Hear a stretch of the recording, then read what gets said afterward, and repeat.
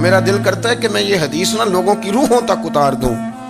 حضور فرماتے ہیں میں نے جس کے سامنے دین پیش کیا اس نے دلیل مانگی، وہ بھی کوئی اپنا ہے جو اپنوں سے دلیلیں مانگے، وضاحتیں مانگے، یہ کیسے تھا تو وہ کیسے تھا تو یہ چیز کدھر سے آئی تو وہ کدھر گئی۔ آپ اپنوں سے دلیلیں مانگ رہے ہیں، آپ اپنوں سے اپنوں کو کٹاروں میں کھڑا کیا۔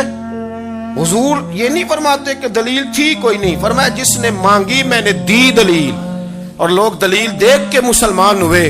حضور فرماتے ہیں لوگوں سنو یہ میرا ابو بکر ہے، میں نے اسے کہا کلمہ پڑھ لے، اس نے دلیل ہی کوئی نہیں مانگی، فوراً ہی کلمہ پڑھ کے مسلمان۔ یہ احساس ہے۔ یہاں تو تھک گئے لوگ اپنوں کو دلیلیں دیتے، وہ جی ویسے کیسے تھا تو ایک بندہ یہ کہہ رہا تھا تو دوسرا کہنے دے جو دنیا کہتی ہے، تو اپنی بات کر، تو بتا تو کیا کہتا ہے، اپنی رائے بیان کر، تیرا نظریہ کیا ہے، تیرا ذوق کیا، تو چھوڑ لوگ کیا کہتے ہیں، اپنی بات کر۔ اگر ابو بکر صدیق لوگوں کے کہنوں پہ چلتے تو مکہ تو سارا کچھ اور کہہ رہا تھا، اس وقت تو کچھ تھا ہی نہیں جو کہتا کہ نہیں تو ٹھیک چل رہا ہے، دنیا ساری کچھ اور کہہ رہی تھی، لیکن صدیق اکبر کہہ رہے تھے نہیں نہیں، سچ وہ ہے جو مدینے والے رسول فرماتے ہیں، سچ وہ ہے جو میرے آقا نے فرمایا ہے۔ اپنی زندگی میں انہوں نے بتایا لوگوں کو کہ دین کا مزہ لینا ہے تو پھر ذرا غلامی کر کے آتا ہے، پھر ذرا پورا پیار کر کے آتا ہے، پھر پوری محبت دے کے پھر غلامی کا مزہ۔ حضرت اسماء بنت ابی بکر صدیق فرماتی ہیں کہ نبی پاک صلی اللہ تعالی علیہ وسلم نا حرم شریف میں داخل ہوئے، ایام مکہ میں، مکے کے دن تھے، حضور حرم مکہ میں داخل ہوئے۔ کافروں نے، ابو جہل نے پہلے سے سازش کی ہوئی تھی۔ جیسے ہی حضور اندر داخل ہوئے تو شور کرنے لگا، کہنے لگا یہ تمہارے بتوں کو برا کہتے ہیں اور تمہیں شرم نہیں آتی، یہ تمہارے معبودوں کو گالی دیتے ہیں، معاذ اللہ یہ برا کہتے ہیں، میں خیال نہیں آتا۔ لوگوں کو اشتعال دینے لگا، لوگ مختلف جگہوں سے اکٹھے ہو کے حضور کے گرد جمع ہو گئے۔ آپ نے کہا ہے کہ بت جھوٹے؟ حضور فرمانے لگے کہا ہے۔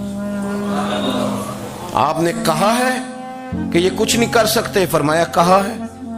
آپ نے کہا ہے یہ کوئی نفع نقصان نہیں دیتے؟ حضور فرمانے لگے کہا ہے۔ رسول کائنات صلی اللہ علیہ وسلم سے جو سوال پوچھا حضور نے بیان کیا، چاروں جانب سے وہ نبی کریم پر ٹوٹ پڑے، معاذ اللہ، مارنے لگے۔ حضرت صدیق اکبر گھر میں بیٹھے کھانا کھا رہے تھے، کسی نے کہا ابو بکر وہ تو حرم میں حضور کو مار رہے ہیں، نہ سر پہ ٹوپی نہ پیروں میں جوتا۔ ابو بکر دوڑے، سر پٹ دوڑے، بھاگے۔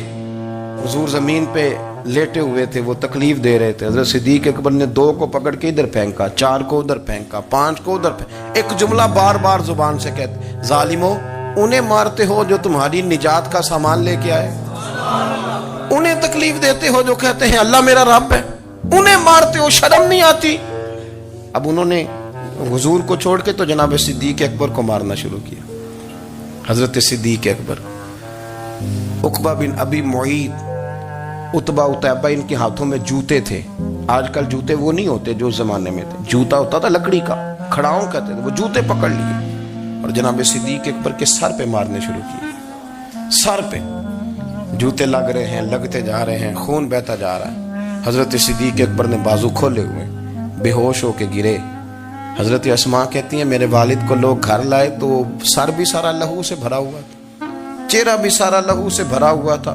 عشق تے اگ دوویں ایک برابر، عشق تے اگ دوویں، عشق تے اگ دوویں ایک برابر، پر عشق دا سیک ودھیرا، اگ تے ساڑے ککھ تے کانے، عشق ساڑے تن میرا، اگ دا دارو می تے پانی، کوئی دسے ہاں پلا عشق دا دارو کیڑا، سجنا اتھے کچھ نہیں بچتا جتھے عشق ہوراں دا ڈیرا۔